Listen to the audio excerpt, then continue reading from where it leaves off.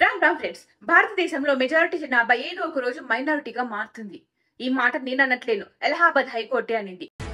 Allahabad High Court's big observation on conversion cases, which has said that many have converted to Christianity at a Delhi event. ఈ దేశంలో హిందువులు మైనారిటీగా మారిపోతారని, ఇక మీద మెజారిటీగా ఉండరని, మత మార్పిడిలు ఆగకపోతే జరిగేది ఇదే అని చెప్పింది. నాలాంటి వాళ్ళు చెప్తే అబద్ధాలు, కుట్ర అని అంటారు. సెక్యులర్లు ఆపు జరగకపోయినా భయపెడతామని మళ్ళీ గాఢ నిద్రలోకి వెళ్ళిపోతారు. మరి కోర్టే ఎందుకు ఇలా అనింది? ఈ మత మార్పిడులను ఆపే చట్టాలే లేవా? అసలు ఏం జరిగింది? Why all media and opposition leaders are silent on this? Is it just because matter is related to Hindus?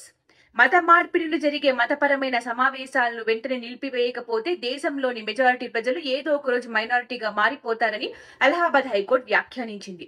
ఉత్తరప్రదేశ్లోని హమీర్పూర్ నుంచి ఢిల్లీలో జరిగే ఓ సభకు యూపీ ప్రజలను మత మార్పిడి చేయడానికి తీసుకెళ్తున్నాడు అనే ఆరోపణలు ఎదుర్కొంటున్న కైలాష్ బెయిల్ పిటిషన్ పై హైకోర్టులో విచారణ జరిగింది. ఎఫ్ఐఆర్ ప్రకారం కైలాష్ రామ్ఖాళీ ప్రజాపతి సోదరుడు రాంపాల్ ని ఢిల్లీకి తీసుకెళ్లాడని, అతని ఇంటికి తిరిగి రాలేదని, ఈ రాంపాల్ కి మతిస్థిమితం సరిగ్గా లేదు అని, ఢిల్లీలో జరిగే క్రైస్తవ సభకి తీసుకెళ్లి అక్కడ చికిత్స అందించి తగ్గించి తీసుకొస్తాను వారంలో అని చెప్పి తీసుకెళ్లాడని. అయితే రాంపాల్ ఇంటికి రాకపోవడంతో కుటుంబ సభ్యులు కైలాష్ ని అడిగితే సరైన సమాధానం చెప్పలేదు. అయితే ఇలా రాంపాల్ ఒక్కడే కాదు, ఆ ఊరి నుండి ఇలా ఎందరినో మత మార్పిడి చేయడానికి తీసుకెళ్లాడట. క్రైస్తవంలోకి మారుస్తున్నాడు అనే ఆరోపణలు ఉన్నాయి. యూపీ చట్ట వ్యతిరేక మత మార్పిడుల నిషేధ చట్టం 2021 ఆధారంగా కిడ్నాప్ చేశారనే అభియోగాల కింద కైలాష్ ను అరెస్ట్ చేశారు. ఈ కూడికలకు ఎందరినో తీసుకెళ్లి మత మార్పిడి చేసినందుకు కైలాష్ డబ్బులు తీసుకునేవాడు. ఇదంతా పాస్టర్ సోను కనుసంగేల్లో జరిగింది అని పాస్టర్ ఆల్రెడీ బెయిల్ మీద బయట ఉన్నాడు. ఉత్తరప్రదేశ్ హమీర్పూర్ అనే గ్రామానికి చెందిన కైలాష్ పలువురి మత మార్పిడులకు పాల్పడినట్లు కేసు ఫైల్ అయింది. ఆ వ్యక్తి బెయిల్ పిటిషన్ ను తిరస్కరిస్తూ జస్టిస్ రోహిత్ రాజన్ అగర్వాల్ ఈ వ్యాఖ్యలు చేశారు. ఇరుపక్షాల వాదనలు విన్న అనంతరం జస్టిస్ అగర్వాల్ భారత రాజ్యాంగంలోని ఆర్టికల్ 25 స్వేచ్ఛను మరియు స్వేచ్ఛాయుత వృత్తి, అభ్యాసం, మత ప్రచారానికి వీలు కల్పిస్తుందని, కానీ ఇది ఒక మతం నుండి మరొక మతంలోకి మారడానికి వీలు కల్పించదు అని పేర్కొన్నారు. మత మార్పిడి నేరం అని అన్నారు. అసలు ఆర్టికల్ 25 ఏం చెప్తుంది? ఎవరి మతాన్ని, ఎవరి నమ్మకాన్ని వాళ్ళు ఆచరించవచ్చు, కానీ మత మార్పిడి చేయకూడదు. ఆర్థికంగా వెనుకబడిన వాళ్ళని, నిరుపేదలను, ఎస్సీ, ఎస్టీ ఇంకా ఇతర కులాలను క్రైస్తవ మతంలోకి మార్చే చట్ట వ్యతిరేక కార్యకలాపాలు ఉత్తరప్రదేశ్ అంతటా విచ్చలవిడిగా జరుగుతున్నాయని పలు కేసుల్లో కోర్టు దృష్టికి వచ్చిందని ధర్మాసనం వ్యాఖ్యానించింది. పిటిషనర్కు బెయిల్కు అర్హత లేదని కోర్టు ప్రాథమికంగా తేల్చింది. మత మార్పిడి నిరోధక చట్టాలు ఒక మతం నుండి మరొక మతానికి అంటే మత మార్పిడిని నిషేధించే చట్టాలు ఇవి. భారతదేశానికి స్వాతంత్రం వచ్చిన తర్వాత పార్లమెంటు అనేక మత మార్పిడి వ్యతిరేక బిల్లులను ప్రవేశపెట్టింది, కానీ ఏదీ చట్టరూపం దాల్చలేదు. రాజ్యాంగం ప్రకారం శాంతి భద్రతలు రాష్ట్ర పరిధిలోని అంశమైనందున బలవంతపు, మోసపూరిత మత మార్పిడులకు వ్యతిరేకంగా జాతీయ స్థాయిలో చట్టం రూపొందించలేమని 2015లో కేంద్ర న్యాయ మంత్రిత్వ శాఖ అభిప్రాయపడింది. అయితే రాష్ట్ర ప్రభుత్వాలు ఇలాంటి చట్టాలను రూపొందించవచ్చు. ఒడిస్సా, మధ్యప్రదేశ్, అరుణాచల్ ప్రదేశ్, ఛత్తీస్గఢ్, గుజరాత్, హిమాచల్ ప్రదేశ్, జార్ఖండ్, ఉత్తరాఖండ్ రాష్ట్రాల్లో మత స్వేచ్ఛ చట్టాలు ప్రస్తుతం అమల్లో ఉన్నాయి. ఈ మతపరం అంటే conversion, anti conversion laws. Himachal Pradesh, ఉత్తరాఖండ్లలో ఆమోదించిన చట్టాలు మత మార్పిడి కోసం వివాహం గనక జరిపితే లేదా కేవలం ప్రయోజనం కోసం మత మార్పిడి చేసినట్లయితే అది చెల్లదని ప్రకటిస్తాయి కూడా. ఇన్ని ఉన్న నల్లట్ట పుస్తకం పట్టుకొని ఇంటింటికి మా దేవుడే నిజమైన దేవుడు అని మతం మార్పిడి చేయడానికి వస్తూనే ఉన్నారు. అరే, ఇంట్లోకి వచ్చి మా బొట్టు పెట్టుకోండి అంటే లేదు, మా నమ్మకాలు వేరే అంటారు. మరి హిందువుల నమ్మకాలు కూడా ఉన్నాయి, వాటిని గౌరవించవచ్చు కదా, ఎందుకు ఇంటింటికి వెళ్ళాలి? వెళ్ళి హిందూ దేవుళ్లను నీచంగా మాట్లాడే వాళ్ళు లేకపోలేదు. ఈ మతం మార్పిడి ముఠాకి బలైపోయిన రాష్ట్రాల్లో ఒకటి ఆంధ్రప్రదేశ్. 22,67,660 హిందువులను క్రైస్తవ మతంలోకి మార్చేశారు క్రైస్తవ మిషనరీస్. వాటర్ ఆఫ్ లైఫ్ అనే ఒక మిషనరీ సంస్థ భారతదేశంలో మారుమూల గ్రామాల్లోకి వెళ్లి మెడికల్ క్యాంప్స్ పేరిట నీటి కోసం బోర్లు వేస్తామని చెప్పి హిందువులను మూకుమ్మడిగా మతం మార్చారు సామూహికంగా. దీని గురించి, ఇలాంటి సామూహిక మత మార్పిడుల గురించి ఏ మీడియా ఛానల్ మాట్లాడదు, మీ దృష్టికి తీసుకురాదు. హిందువులకు నష్టం జరిగే దాని గురించి ఏ యూట్యూబర్, ఏ మీడియా ఛానల్ చెప్పదు.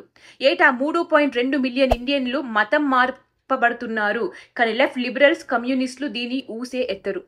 ఇంకా చెప్పాలి అంటే మాక్సిమం ఈ కమ్యూనిస్టులే మతం మారిపోయి హిందూ ముసుగు వేసుకున్న క్రైస్తవులాగానే ఉంటారు. ఫేక్ అంబేద్కరిస్టులు కూడా అంతే.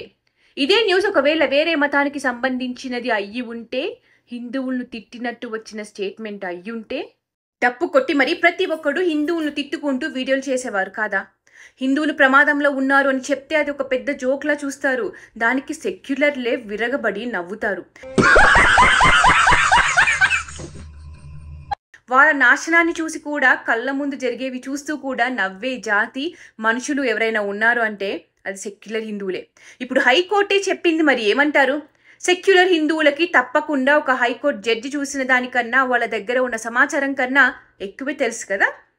ఇంకా కొందరు అంటారు 600 ఏళ్ల మొఘల్స్, ఢిల్లీ సుల్తానేట్స్, 200 ఏళ్ళు బ్రిటిషర్స్ పాలించిన ఇంకా హిందువు ఉన్నాడు అని. ఇంకా ఆపండి అవుట్డేటెడ్ డైలాగ్స్.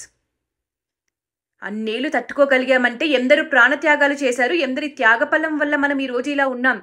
గతం మర్చిపోతే, గతం నుండి నేర్చుకోకపోతే భవిష్యత్తులో అంధకారం తప్ప ఏమీ ఉండదు.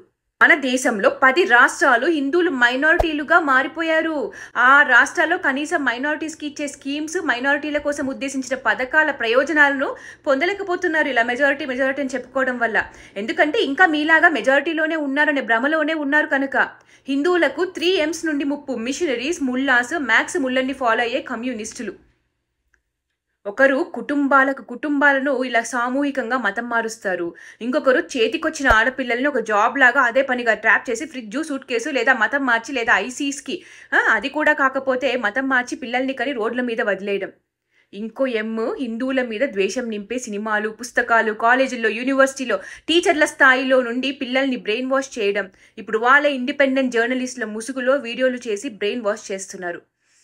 ఇలా అడుగడుగునా హిందువుల మీద, పిల్లల మీద మెంటల్లీ, ఫిజికల్లీ అన్ని విధాలుగా కుట్రలు, దాడులు జరుగుతూనే ఉన్నాయి సైలెంట్గా. ఇప్పటికే షాప్లో హనుమాన్ చాలీసా పెట్టుకుంటే కొడుతున్నారు, ఇంటి ముందు ముగ్గేసుకుంటే చెప్పు చూపిస్తున్నారు, పండకి దీపాలు పెడితే నీళ్లు చల్లేస్తున్నారు దీపాల మీద. మెజారిటీగా ఉంటేనే ఇలా. ఇంకో పక్క హిందువులు సెక్యులర్ ముసుగు వేసుకుని కుంభకర్ణ నిద్ర నటిస్తున్నారు. మన కళ్ళ ముందే వెస్ట్ బెంగాల్లో జరిగే దాడులు చూస్తూనే ఉన్నాం కదా. దాని గురించి ఎవరూ మాట్లాడట్లేరు అనేది కూడా చూస్తున్నాం కదా. అంటే హిందువుల పైన దాడులు జరిగితే, హిందువులకు ఏమన్నా అయితే కనీసం మీడియా కూడా మాట్లాడదు, చూపించదు అనేది గుర్తుపెట్టుకోండి. కలిసి ఉంటే హిందువులం, లేకపోతే కాలగర్భంలో కలిసిపోయే మూర్ఖులం. కులాన్ని అంటే పొడుచుకొచ్చేసి రోడ్లెక్కుతారు, హిందువులు అంటే ఏం రియాక్షన్ ఉండదు. మొన్న పార్లమెంట్లో హిందువులు మొత్తాన్ని విలన్లలా ప్రొజెక్ట్ చేసినా అందరూ మమ్మల్ని కాదని దులిపేసుకున్నారు. కనీసం మీ పిల్లలకి, ముందు తరాలకి చుట్టూ ఏం జరుగుతుంది అనేదైనా చెప్తూ పెంచండి. నిజాలు చెప్తూ చూపిస్తూ పెంచండి, సెక్యులర్లా మాత్రం కాదు. ఒక్కటి గుర్తుపెట్టుకోండి, హిందువులు మెజారిటీగా ఉన్నంత వరకే సెక్యులర్ అనే పదం, మైనారిటీస్ అనే పదం, మైనారిటీస్ హక్కులు అనే పదం మీకు వినపడుతుంది. హిందువులు మైనారిటీ అయిన రోజు పాకిస్తాన్, ఆఫ్ఘనిస్తాన్లో ఉన్న హిందువుల గతే పడుతుంది. జై భారత్, జై హింద్.